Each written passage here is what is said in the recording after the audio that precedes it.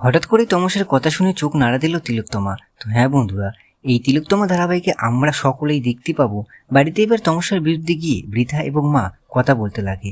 বৃথা বুঝতে পারে না সিনেমা হলে ওরা দুজন কিভাবে আলাদা বসে। আলেক্র মা এবং বৃথা ব্যাপারটা বুঝতে পারে না, তাই তিলোত্তমা নিজের বাড়িতে ফোন করে কেন বা কী কারণে ওরা দুজন সিনেমা হলে আলাদা বসেছিল। এইদিকে তমসা সেটা দেখতে পায়। এবার তমসা সবকিছু আড়াল করার জন্য বৃথা এবং মায়ের সাথে কথা পেঁচিয়ে দিতে লাগে তমসা।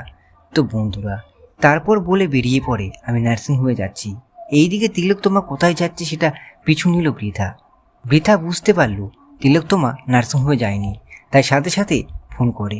তো বন্ধুরা, তবে কি তমসা ধরা পড়ে যাবে এইভাবেই? তো এই সব মূল ধারাবাহিক দেখতে হলে, জানতে হলে চোখ রাখুন শুধুমাত্র স্টার জলসার পর্দায়।